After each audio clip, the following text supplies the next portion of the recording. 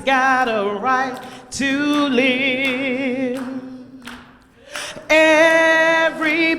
We're not in a day where we need a moment.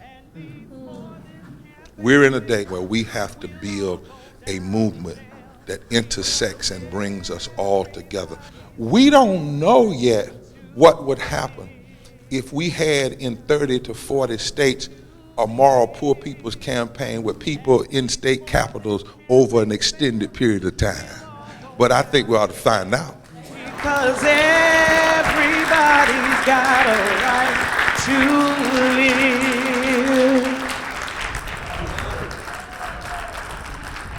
So our next presenter is Dr. Robert Johnson, who is the president of the Institute for New Economic Thinking, and we're really honored to have him here. He's been doing really important work, and just like Reverend Forbes was just saying, you know, we need some folks that can help us with as we figure out what's really going on. So thank you so much. Thank you. I'm a little bit off balance at the moment because I'm used to economists being demonized, people saying a PhD means pilot higher and deeper, and liars figure and figures don't lie. But it's very nice to see, Reverend Forbes, that you excavate how numbers can illuminate, not just obfuscate. I grew up in Detroit, Michigan. The kind of people who informed my desire to be here today is the late Grace Lee Boggs. Grace Lee Boggs introduced me to Vincent Harding, whose book, An Inconvenient Hero, I would encourage you all to read about the last 3 years of Dr. King's life.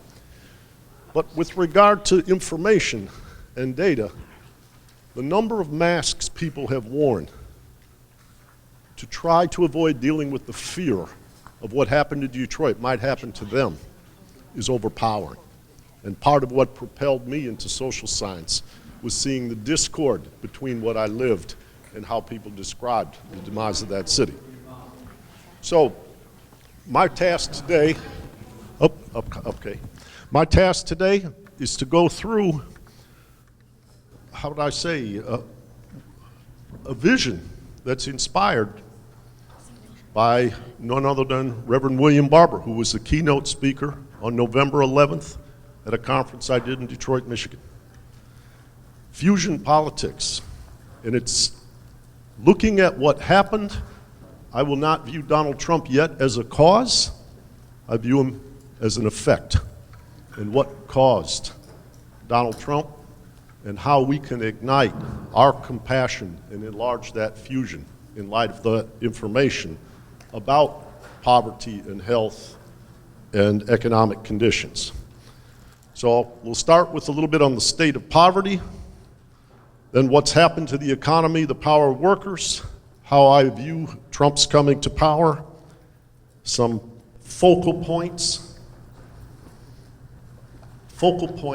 of where I think the policies have to be observed, resisted, and shaped, given what's coming together in this administration, and then quickly to what I call the crisis of representation, which I think is the cause that's led to the place where we are at this point. So I'm going to go kind of quickly. My hat tip to the Pew study called The Middle Class is Losing Ground. It's very comprehensive.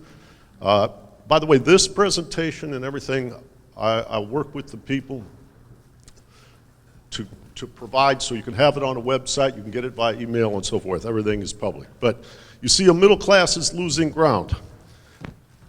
On the left side of the screen, in 1971, the middle class was significant majority. It's lost ground since that time. Both the upper and lower classes have grown and the middle class has withered. We'd have a hollowing in the middle since 1971.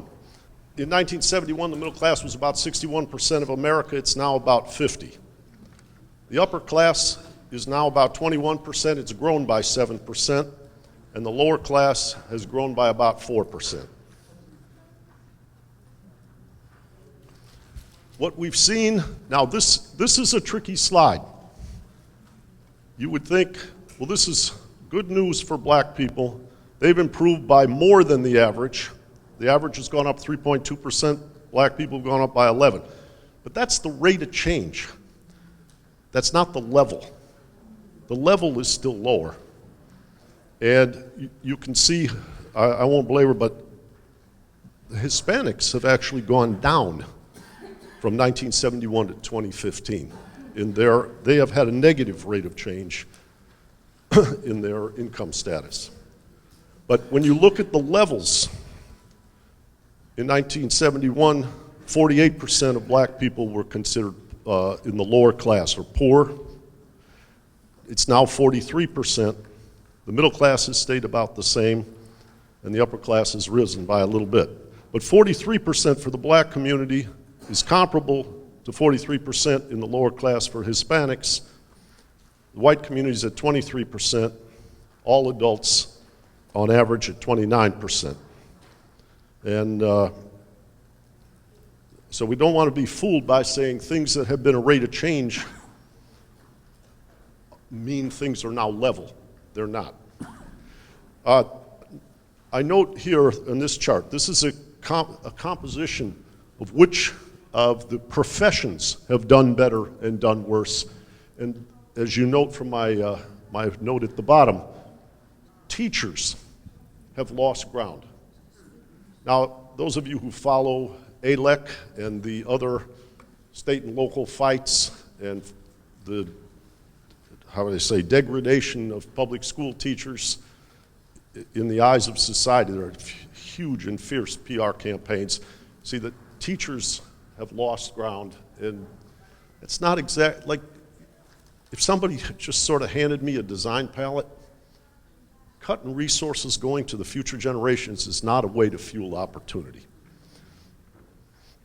So now I come to the analysis. There's an old rock and roller called Frank Zappa. He was quite a sharp intellect, and he said, go to the crux of the biscuit. Now we're going to talk about social relations. That thing that's held out to you like deliverance in theology called productivity, the future, is still going strong. That's the line that's up on the top. But the real wages of goods producing workers that are supposed to stay in line with productivity to keep their share have leveled off. That's about power. That's about the rules of the game. That's about rigging the system. Ron Blackwell from the AFL-CIO had a beautiful diagram a few years ago about the nature of the compression that led to that wedge, that falling off of wages relative to productivity. When you run an economy at less than full employment, people lose bargaining power. When you privatize things and reduce the government, it can have the effect of weakening the bargaining power, particularly in transition. So-called supply side labor dynamics, labor market flexibility, which is essentially weakening the power of people who are employed. And finally, the one that's been so big in the press recently with the Trump campaign, globalization.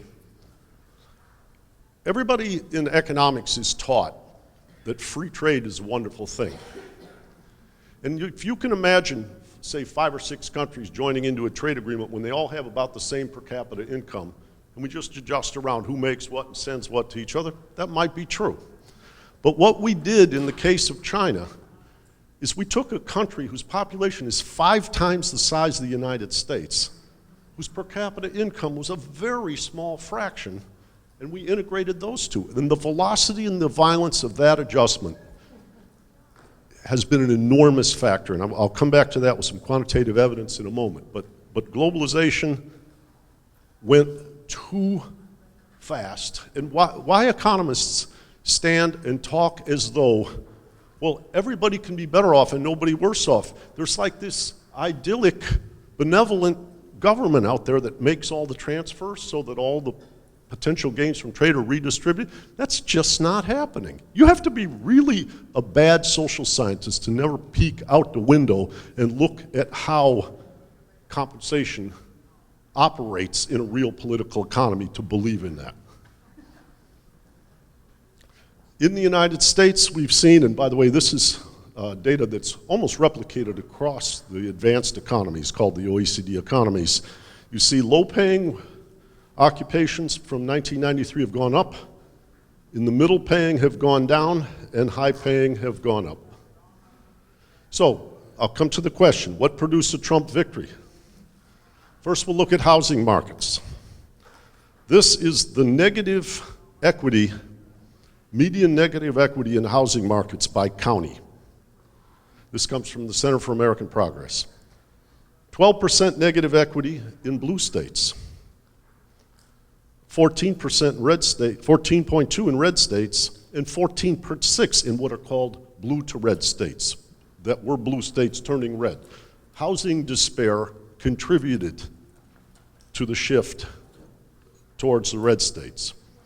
Now here's one that's quite interesting, and I'll give credit to Eduardo Porter from the New York Times for digging this up. Since November of 2007, we're talking about number of jobs, not quality of jobs, just number. White people have on net lost about 1 million jobs. And Asians, blacks, and Hispanics have all gained jobs. You can, by the way, decompose this geographically, which I'll provide more for you, anybody that's curious. A lot of the jobs that were lost were in rural areas and in manufacturing and in construction. A lot of the jobs that were gained are services in cities. You know, when you look at the county by county breakdown, Donald Trump won over 2,500 counties that account aggregated like they were a nation for about 37% of our economic activity. Hillary Clinton won under 500 counties, which constitutes 63% of our, if it were a nation, of our total economy. So almost 2/3 for that narrow number of counties, which is really a city versus rural measure, restated another way. Now, here's the one that should have been ominous, and the Wall Street Journal did print this before the election. This is the change in the income, median household income, from 2008 to the end of 2015, just before the election year. And these are the swing states, they call the battleground states. Almost all of them are down.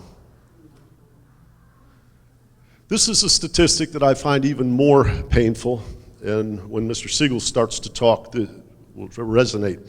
On Super Tuesday, Trump did best in places where middle-aged whites die faster.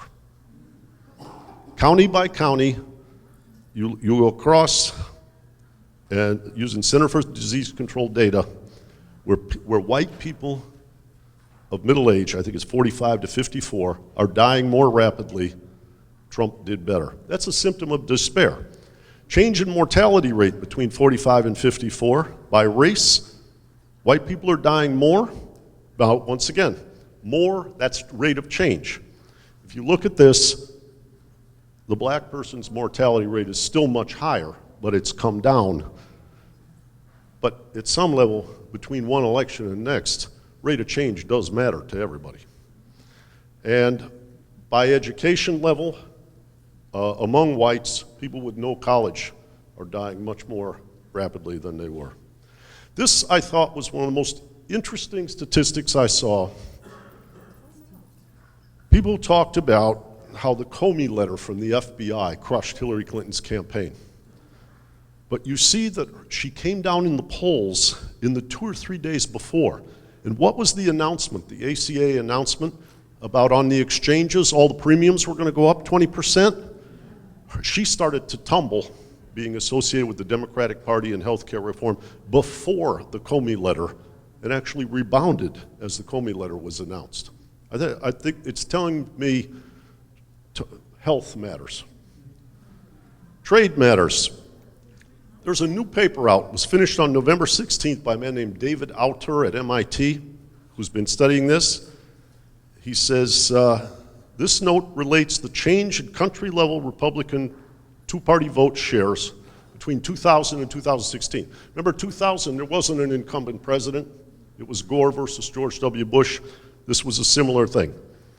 So he said finding and raising import competition was a robust contributor to Republican vote gains. A counterfactual exercise, the Democratic would have won the state of Michigan, Wisconsin, Pennsylvania, and North Carolina, resulting in a majority in the Electoral College if the growth of import competition from China had only been half of what was actually observed. These guys do very systematic work on the pain from that velocity of trade and globalization. This is what I was referring to earlier. Now, this is a paper I co-authored with a gentleman from India named Arjun Jayadeva about economic insecurity and racism. We find robust evidence that racial hostility, as measured by all kinds of indicators, goes up as the economy goes down and as unemployment goes up. Economic insecurity exacerbates racial animosity. And we show that discrimination is correlated with life dissatisfaction at the same time. So essentially, when large numbers of people are unemployed, in this case, white rural people were losing jobs, it exacerbates economic insecurity, and that's highly correlated with increasing racial animosity. We're injecting a poison into our society, and it contorts our politics, and we all lose. Peter Temin, the economic historian from MIT, has done great work on that. So I'm going to turn the corner now just quickly. Policies to alleviate poverty. Almost every study shows, and I can find you all the details, they work. They work well. As a matter of fact, people who look at poverty today say, but for the policies that remain, we'd have much higher poverty today than we had in the past. So as you mount this challenge, as we work towards fusion politics, the first place I want all of you to zoom in on, social media, whatever, is public-private partnerships. It's the most tempting place for the rigging of the system to create heads I win, tails you lose, deals for bureaucrats, plutocrats, and donors. Privatizations. If you sell a power plant in Wisconsin for 10 cents on the dollar to people who give you political donations, you might get reelected. If you're a pension fiduciary who takes money on the side because you want to run for governor and puts the money into high-fee pension allocations rather than low fees that underperform, you're fortifying your political ambition at the expense of the people you allegedly represent. Public sector can be a good catalyst to infrastructure and things that we need, but this has to be policed and watched like a hawk. I'll go past that. That's a rock and roll lyric about effects and causes. But I'll come down to the last notion, the crisis of representation.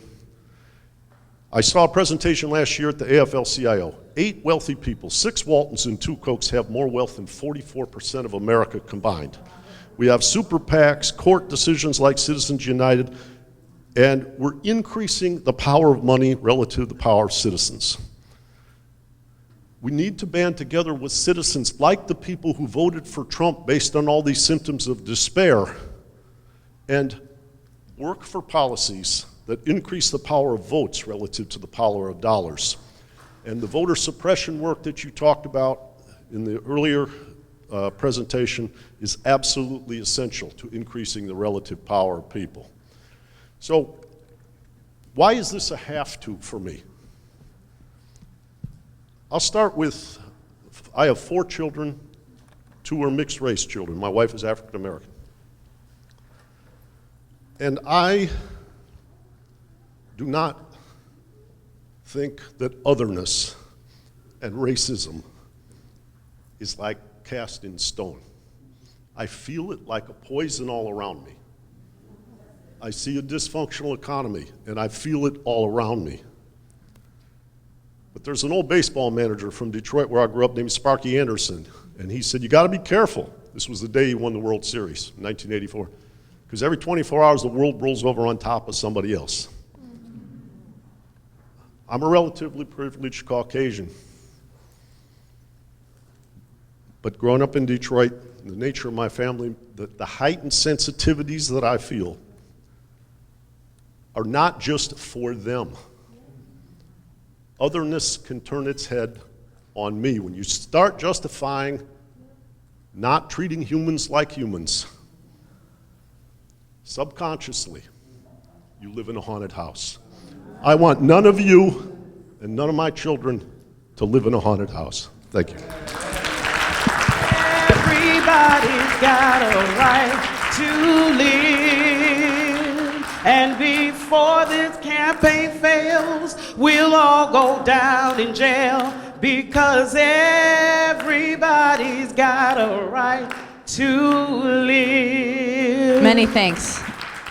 That was really helpful, a lot of really important information. As Reverend Barber was saying this morning, and as the theme throughout this day and into this evening, with this kind of information, standing down is not an option. Standing down